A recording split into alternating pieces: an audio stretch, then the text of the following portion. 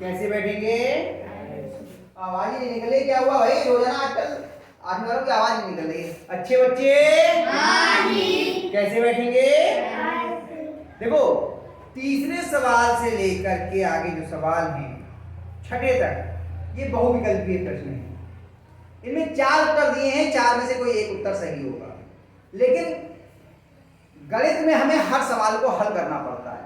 तो आप पहले सवाल उतार लेना, जो सही उत्तर है उस पर सही का निशान लगा देना, नीचे उत्तर के रूप में भी। हल मैं यहाँ पे करके आपको दिखा देता हूँ। तीसरा सवाल कह रहा है यदि x बराबर माइनस का 1/2 और y बराबर 3/4, तो हमें मान किसका ज्ञात करना है? मापांक के अंदर x धन मापांक के अंदर y। सीधी लाइन है, ध्यान रखना, ब्रैकेट की तरह गोल नहीं है, कोष्ठक में गोल होती है ना। चलिए अब मान लेते हैं मापांक के अंदर माइनस का 1/2 धन मापांक के अंदर 3/4। अकेली अकेली संख्याएं हैं दोनों मापांक के अंदर, तो पहले हम मापांक को खत्म करेंगे और इसे हम क्या बोलते हैं? निरपेक्ष मान। क्या बोलते हैं? निरपेक्ष मान। और मापांक के अंदर चाहे संख्या ऋणात्मक हो और चाहे धनात्मक, उसका मान हमेशा कैसा होता है? धनात्मक। कैसा होता है? हमेशा। तो ये हो जाएगा आपका 1/2 धन 3/4। अब इसको हल करना है। 2 और 4 का लासा कितना आएगा? 4। 2 और 4 का लासा कितना आएगा? भाई सीधा सा नियम है, बड़ी संख्या अगर छोटी संख्या से पूर्णतः विभाजित होती है तो बड़ी संख्या जो लासा हो जाती है। और नहीं तो आप करके देख लो, 2 और 4 का लासा, 2 एकम 2, 2 दूनी 4, 2 एकम 2, 2 गुणा 2, 2 दूनी 4, लासा 4 आ गया। अब इससे इसको भाग करेंगे, आगे यही तो करते हैं। 2 का पहाड़ा 4 में बढ़ेंगे, कितने बार गए? 2 बार, और जो आया उसकी इससे गुणा, 2 एकम 2 धन, इससे इसको भाग दिया, कितने बार गए? 1 की 3 से गुणा करी 3, दोनों समान चिन्ह के हैं, 2 और 3 जुड़ जाएंगे, 5/4। बेटा कौन सा उत्तर सही है? तीसरा। मैंने देखा नहीं है, देख लेना सही से, 5/4। ठीक हो गया। चलो चौथा सवाल देखते हैं क्या है।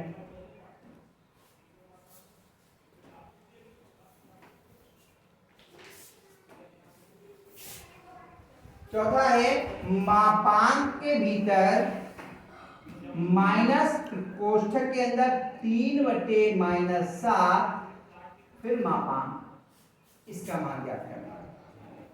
वैसे तो मैं सीधे बता दूं, कुछ भी मानो बताओ, धनात्मक 3/4 उत्तर आ जाएगा, 3/7 उत्तर आएगा या नहीं आएगा?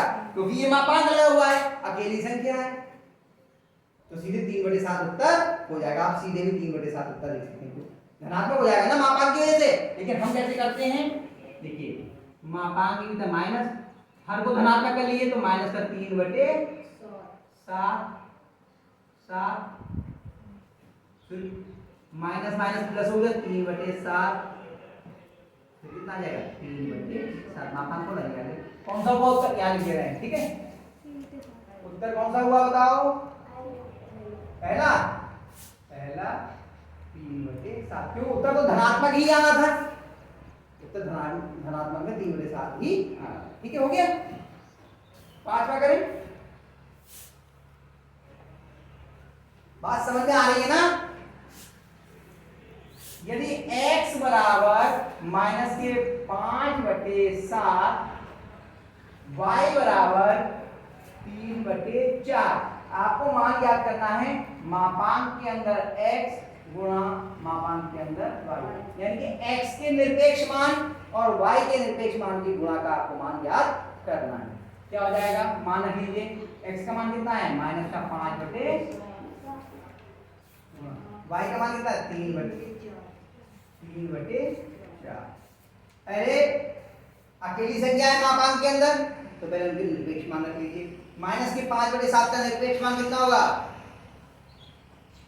5/7, धनात्मक हो जाएगा, केवल ऋणात्मक से क्या हो जाएगा? धनात्मक। 5/7 गुणा इसका निरपेक्ष मान कितना होगा? 3/4। क्या कुछ सरल हो रहा है? अंश और हर में कोई किसी से कट रहा है? कोई नहीं कट रहा।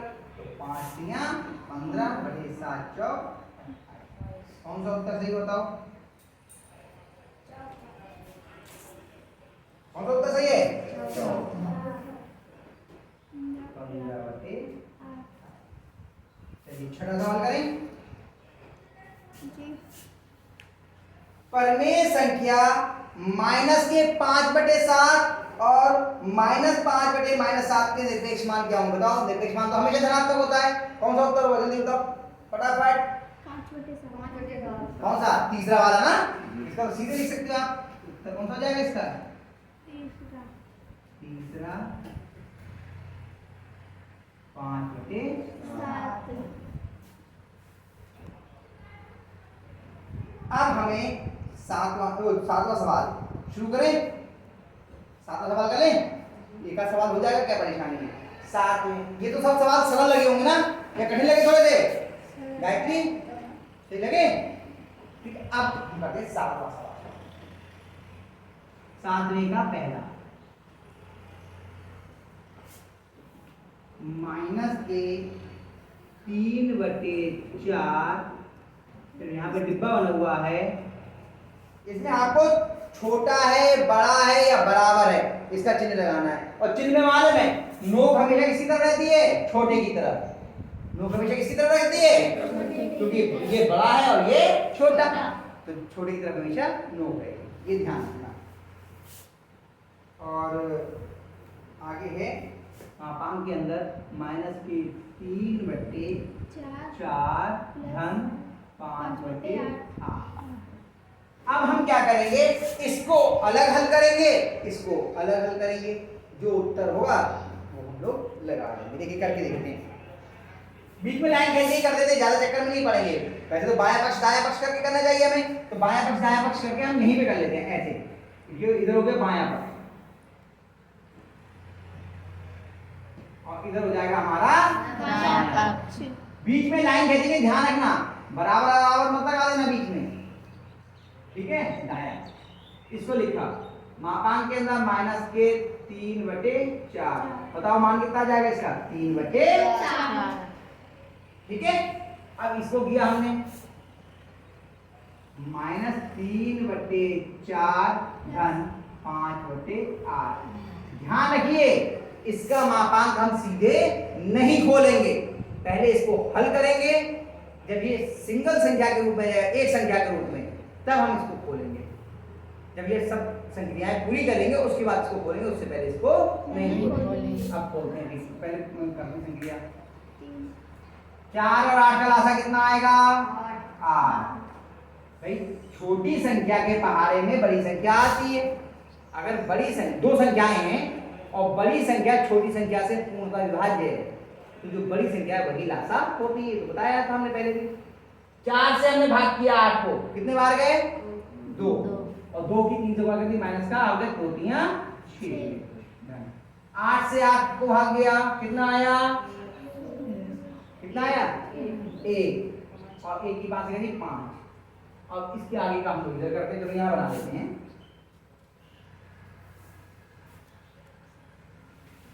इधर तो चला नहीं होगा, कितना आ गया?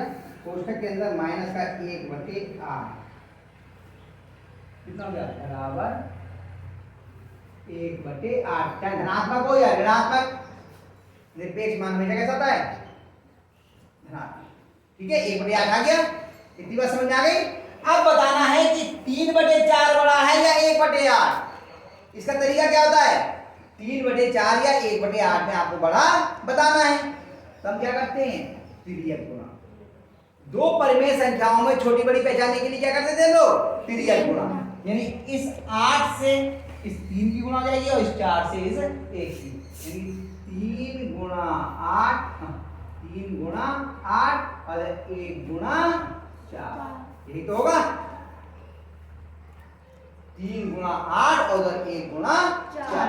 अब देखो ये प्रक्रिया अलग हो गई। यहां तक प्रक्रिया हमने हल करने की करी, हमें एक परिमेय संख्या 1/8 मिल गई और एक परिमेय संख्या मिल गई हमें 3/4। इन दोनों में कौन सी बड़ी है ये पहचानने के लिए हम क्या करते हैं? तिर्यक गुणा। ये 4 इधर 1 की गुणा में चला गया और ये 8 इधर 3 की गुणा में आ गया। 3 8